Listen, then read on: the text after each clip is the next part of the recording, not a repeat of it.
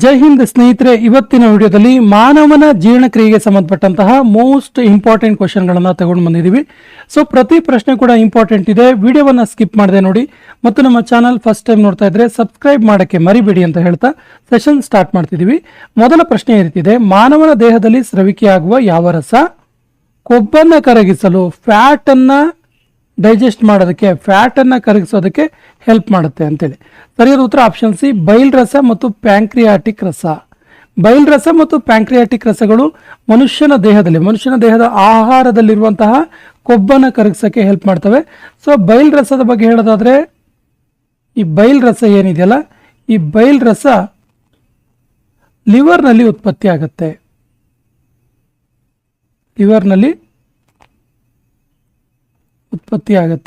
ನೋಡಿ, ಬೈಲ್ ರಸ ಯಾವ ಗ್ರಂಥಿಯಲ್ಲಿ ಉತ್ಪತ್ತಿ ಆಗುತ್ತೆ ಅಂತ ಕೇಳಿದ್ರೆ ಲಿವರ್ ಅಂತ ಗೊತ್ತಿರಲಿ. ಹಾಗೆ ಪ್ಯಾಂಕ್ರಿಯಾಸ್ ರಸ ಇದೆಯಲ್ಲ, ಪ್ಯಾಂಕ್ರಿಯಾಸ್ ರಸ, ಪ್ಯಾಂಕ್ರಿಯಾಟಿಕ್ ರಸ ಪ್ಯಾಂಕ್ರಿಯಾಸ್ನಲ್ಲಿ ಉತ್ಪತ್ತಿ ಆಗುವಂಥದ್ದು. ಪಿತ್ತರಸವು ಎಲ್ಲಿ ಸ್ರವಿಕೆ ಆಗುತ್ತೆ? ಸೊ ಪಿತ್ತರಸ ಎಲ್ಲಿ ಸ್ರವಿಕೆ ಆಗುತ್ತೆ ಕೇಳಿದ್ರೆ ಲಿವರ್ ಅಥವಾ ಪಿತ್ತಕೋಶದಲ್ಲಿ ಸ್ರವಿಕೆ ಆಗುತ್ತೆ.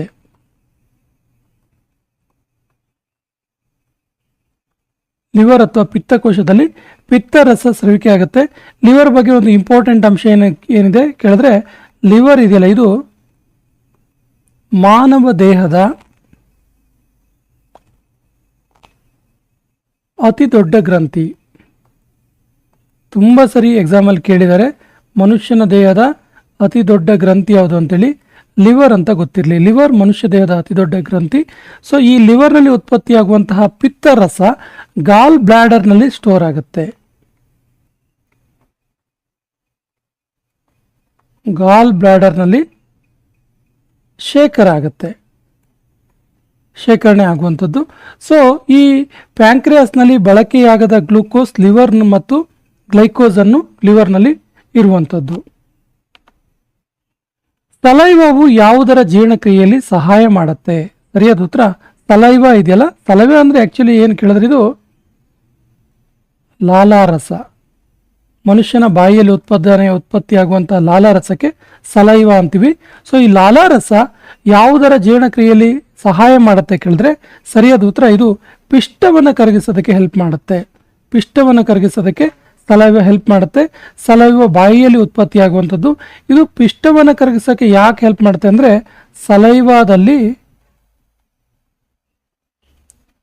ಸಲೈವಾದಲ್ಲಿ ಎಂಜೈಮ್ ಅಮೈಲೇಸ್ ಇರುತ್ತೆ. ನೋಡಿ, ಬಾಯಿಯಲ್ಲಿರುವ ಲಾಲಾರಸವು ಪಿಷ್ಟವನ್ನು ಕರಗಿಸಲು, ಜೀರ್ಣ ಮಾಡಲು ಸಹಾಯ ಮಾಡುತ್ತೆ. ಕಾರಣ ಏನು ಅಂತ ಕೇಳಿದ್ರೆ, ಸಲೈವಾದಲ್ಲಿರುವಂತಹ, ಲಾಲಾರಸದಲ್ಲಿರುವಂತಹ ಎಂಜೈಮ್ ಎಮೈಲೇಸ್ ಎನ್ನುವಂತಹ ಅಂಶ ಪಿಷ್ಟವನ್ನು ಕರಗಿಸೋದಕ್ಕೆ ಸಹಾಯ ಮಾಡುತ್ತೆ. ಮನುಷ್ಯನ ಬಾಯಿಯಲ್ಲಿ ಈ ಕೆಳಗಿನ ಯಾವುದು ಜೀರ್ಣವಾಗಲು ಪ್ರಾರಂಭ ಆಗುತ್ತೆ? ಬಾಯಿಯ ಮೂಲಕ ಮನುಷ್ಯನ ದೇಹದಲ್ಲಿ ಯಾವುದರ ಜೀರ್ಣಕ್ರಿಯೆ ಪ್ರಾರಂಭ ಆಗುತ್ತೆ ಅಂತೇಳಿ? ಸರಿಯಾದ ಉತ್ತರ carbohydrate. Option D is the right answer. Carbohydrate ಶುರುವಾಗುತ್ತೆ. ಆ್ಯಕ್ಚುಲಿ ಟೀತ್ ಮತ್ತು ದವಡೆಯ ನಡುವಿನ ಭಾಗ ಅಂದರೆ ಬಾಯಿಯಲ್ಲಿ ಈ ಒಂದು ಕಾರ್ಬೋಹೈಡ್ರೇಟ್ ಜೀರ್ಣ ಆಗೋದಕ್ಕೆ ಶುರುವಾಗುತ್ತೆ. ಮಾನವನ ಹೊಟ್ಟೆಯಲ್ಲಿ ಮ್ಯೂಕಸ್ನ ಪಾತ್ರ ಏನು? ಸರಿಯಾದ ಉತ್ತರ ಇದು ಹೊಟ್ಟೆಯ ಗೋಡೆಯ ರಕ್ಷಣೆ ಮಾಡುತ್ತೆ. ಇದೊಂದು ಬಗೆಯ ಜೆಲ್ ಗೋಡೆಯಾಗಿದೆ. ಜೆಲ್ ಬ್ಯಾರಿಯರ್ ಅಥವಾ ಜೆಲ್ನಿಂದ ರೂಪಿಸಲ್ಪಟ್ಟಿರುವಂಥ ಒಂದು ಬಗೆಯ ಗೋಡೆಯಾಗಿರುತ್ತೆ. ಇದು ಮಾನವನ ಹೊಟ್ಟೆಯ ಗೋಡೆಯ ರಕ್ಷಣೆಯನ್ನು ಮಾಡುತ್ತೆ, ಮ್ಯೂಕಸ್. ಮಾನವ ದೇಹದಲ್ಲಿ ಜೀರ್ಣಕ್ರಿಯೆ ಮಾಡುವ ಅತಿ ಉದ್ದವಾದ ಅಂಗ ಯಾವುದು? ಸರಿಯಾದ ಉತ್ತರ ಸಣ್ಣ ಕರಳು. Option B is the right answer. ಸಾಮಾನ್ಯವಾಗಿ ವಯಸ್ಕ ಮನುಷ್ಯನ ದೇಹದಲ್ಲಿ ಸಣ್ಣ ಕರಳು 7 ಮೀಟರ್ ಅಥವಾ 22 ಅಡಿ ಉದ್ದ ಇರುತ್ತೆ. ಸೊ ಇದು ಮನುಷ್ಯನ ದೇಹದ ಜೀರ್ಣಕ್ರಿಯೆಯಲ್ಲಿ ಭಾಗವಹಿಸುವ ಅತ್ಯಂತ ಉದ್ದವಾದ ಅಂಗವಾಗಿದೆ. ಸೊ ಯಾವುದು? ಸಣ್ಣ ಕರಳು. ಸೊ ಜೀರ್ಣಕ್ರಿಯೆ ನೋಡಿ, ಆ್ಯಕ್ಚುಲಿ ಜೀರ್ಣಕ್ರಿಯೆ ಮನುಷ್ಯನಲ್ಲಿ ಪ್ರಾರಂಭ ಆಗೋದಲ್ಲಿ ಕೇಳಿದ್ರೆ, ಜೀರ್ಣಕ್ರಿಯೆ ಪ್ರಾರಂಭ ಮನುಷ್ಯನ ದೇಹದಲ್ಲಿ ಜೀರ್ಣಕ್ರಿಯೆ ಎಲ್ಲಿ ಪ್ರಾರಂಭ ಆಗುತ್ತೆ ಕೇಳ್ತಾರೆ, ನೆನಪಿರಲಿ, ಬಾಯಿಯಲ್ಲಿ ಪ್ರಾರಂಭ ಆಗುತ್ತೆ. ಸೊ ಮನುಷ್ಯನ ದೇಹದಲ್ಲಿ ಜೀರ್ಣಕ್ರಿಯೆ ಮುಕ್ತಾಯ ಎಲ್ಲಾಗುತ್ತೆ ಅಂದರೆ ಕೊನೆಯದಾಗಿ ಯಾವ ಒಂದು ದೇಹದ ಅಂಗದಲ್ಲಿ ಜೀರ್ಣಕ್ರಿಯೆ ಕಂಪ್ಲೀಟ್ ಆಗಿ ಮುಕ್ತಾಯವಾಗುತ್ತೆ ಕೇಳಿದ್ರೆ ಸಣ್ಣ ಕರಳು. ಈ ಅಂಶ ಗೊತ್ತಿರಲಿ, ಇಂಪಾರ್ಟೆಂಟ್ ಇದೆ. ಮನುಷ್ಯ ದೇಹದಲ್ಲಿ ಜೀರ್ಣಕ್ರಿಯೆ ಪ್ರಾರಂಭ ಆಗೋದು ಬಾಯಿಯಲ್ಲಿ ಮತ್ತು ಜೀರ್ಣಕ್ರಿಯೆ ಮುಕ್ತಾಯ ಆಗೋದು ಸಣ್ಣ ಕರಳಿನಲ್ಲಿ. ಪಚನಕ್ರಿಯೆಯ ನಂತರ ಅಂದರೆ ಜೀರ್ಣಕ್ರಿಯೆಯ ನಂತರ ಪ್ರೋಟೀನ್ ಯಾವ ರೂಪಕ್ಕೆ ಪರಿವರ್ತನೆ ಆಗುತ್ತೆ? ಸರಿಯಾದ ಉತ್ತರ ಅಮೈನೋ ಆಮ್ಲದ ರೂಪದಲ್ಲಿ ಪರಿವರ್ತನೆ ಆಗುತ್ತೆ. ನೋಡಿ, ಆಹಾರ ವಿಘಟನೆಯ ನಂತರ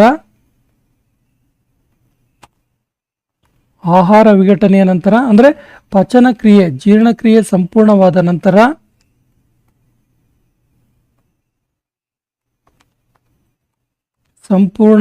ನಂತರ ಏನಾಗುತ್ತೆ ಕೇಳಿದ್ರೆ ಈ ಪ್ರೋಟೀನ್ ಇರುತ್ತಲ್ಲ, ಪ್ರೋಟೀನ್ ಇದು ಅಮೈನೋ ಆಮ್ಲದ ರೂಪಕ್ಕೆ ತಿರುಗಿ ರಕ್ತವನ್ನು ಸೇರ್ಪಡೆ ಆಗುತ್ತೆ. ನಮ್ಮ ಜೀರ್ಣಕ್ರಿಯೆಯಲ್ಲಿ ನಾರಿನ ಪಾತ್ರ ಏನು? ನಾರಿನ ಅಂಶಗಳನ್ನು ನಾವು ಯಾಕೆ ಸೇವಿಸಬೇಕು ಅಂತೇಳಿ, ಸಾಮಾನ್ಯವಾಗಿ ಹಸಿರು ತರಕಾರಿ ವಿಶೇಷವಾಗಿ ನಾರು ಪದಾರ್ಥ ಇರುವಂಥ ತರಕಾರಿಗಳಾದಂತಹ ನುಗ್ಗೆಕಾಯಿ, ಬಸಳೆ ಸೊಪ್ಪು, ಸೊ ಈ ರೀತಿಯ ಒಂದು ಪದಾರ್ಥಗಳಲ್ಲಿ ನಾರಿನ ಅಂಶ ಇರುವಂಥ ಪದಾರ್ಥಗಳನ್ನು ನಾವು ಯಾಕೆ ಸೇವಿಸಬೇಕು, ಅಥವಾ ನಮ್ಮ ಜೀರ್ಣಕ್ರಿಯೆಯಲ್ಲಿ ಈ ನಾರಿನ ಅಂಶದ ಪಾತ್ರವೇನು ಅಂತ ಕೇಳಿದ್ರೆ ಸರಿಯಾದ ಉತ್ತರ ಜೀರ್ಣವಾಗದ ಆಹಾರವನ್ನು ಜೀರ್ಣ ಮಾಡುವಂಥದ್ದು. ಸೊ ನಾರಿನ ಅಂಶವನ್ನು ಚೆನ್ನಾಗಿ ಸೇವಿಸಿದ್ರೆ ತುಂಬ ಚೆನ್ನಾಗಿ ಡೈಜೆಷನ್ ಆಗುತ್ತೆ ಅಂತೇಳಿ. ಜೀರ್ಣ ಆಗದಿರುವಂಥ ಅಂಶಗಳನ್ನು ಕೂಡ ಇದು ಜೀರ್ಣ ಮಾಡುತ್ತೆ. ಆ್ಯಕ್ಚುಲಿ ಈ ನಾರಿನ ಅಂಶ ಇದೆಯಲ್ಲ, ಇದೊಂದು ಬಗೆಯ ಕಾರ್ಬೋಹೈಡ್ರೇಟ್ ಆಗಿದ್ದು ಇದು ಜೀರ್ಣಕ್ರಿಯೆಯನ್ನು ಸ್ಟ್ರಾಂಗ್ ಮಾಡುತ್ತೆ. ಆ್ಯಕ್ಚುಲಿ ನಾರಿನಲ್ಲಿ ಕೂಡ ಕಾರ್ಬೋಹೈಡ್ರೇಟ್ಸ್ ಇರುತ್ತೆ, ಬಟ್ ಇದು ಜೀರ್ಣಕ್ರಿಯೆಯನ್ನು ಅಥವಾ ಪಚನ ಕ್ರಿಯೆಯನ್ನು ಗಟ್ಟಿಗೊಳಿಸುತ್ತೆ.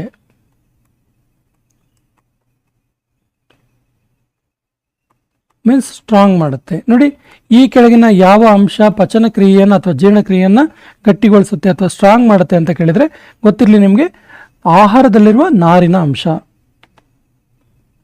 ಮಾನವ ದೇಹದಲ್ಲಿ ಪ್ರೋಟೀನ್ ಈ ಕೆಳಗಿನ ಯಾವ ಅಂಗದ ಮೂಲಕ ಜೀರ್ಣವಾಗಲು ಪ್ರಾರಂಭ ಆಗುತ್ತೆ? ಅಂದರೆ ಮನುಷ್ಯನ ದೇಹದಲ್ಲಿರುವಂಥ ಆಹಾರದಲ್ಲಿರುವಂಥ ಪ್ರೋಟೀನ್ ಇದೆಯಲ್ಲ, ಈ ಪ್ರೋಟೀನ್ ಯಾವ ಒಂದು ಮನುಷ್ಯ ದೇಹದ ಜೀರ್ಣಕ್ರಿಯೆಯಲ್ಲಿ ಭಾಗವಹಿಸುವಂಥ ಅಂಗದಲ್ಲಿ ಮೊದಲಿಗೆ ಜೀರ್ಣ ಆಗೋಕ್ಕೆ ಪ್ರಾರಂಭ ಆಗುತ್ತೆ ಅಂತೇಳಿ.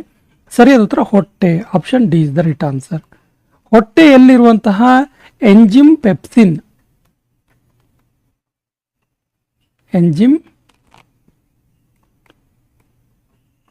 ಇದೆಯಲ್ಲ, ಈ ಹೊಟ್ಟೆಯಲ್ಲಿರುವಂಥ ಎಂಜಿಮ್ ಪೆಪ್ಸಿನ್ ಎನ್ನುವಂಥ ಅಂಶ ಪ್ರೋಟೀನ್ ಜೀರ್ಣವಾಗಕ್ಕೆ ಸಹಾಯ ಮಾಡುತ್ತೆ.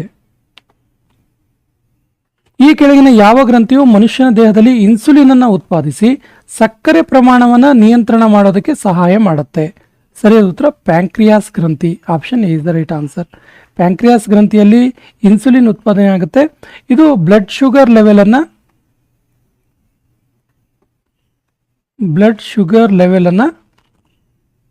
ಏನು ಮಾಡುತ್ತೆ? ಕಂಟ್ರೋಲ್ ಮಾಡುತ್ತೆ. ಹಾಗಾಗಿ ಶುಗರ್ ಇರುವಂಥ ಪೇಷಂಟ್ಗಳಲ್ಲಿ ಶುಗರ್ ಅತಿಯಾಗಿ ಹೆಚ್ಚಾದರೆ ಏನು ಕೊಡ್ತಾರೆ ಕೇಳಿದ್ರೆ ಇನ್ಸುಲಿನ್ ಚಿಕಿತ್ಸೆಯನ್ನು ಮಾಡ್ತಾರೆ, ಅಂದರೆ ಇನ್ಸುಲಿನ್ ನೀಡ್ತಾರೆ.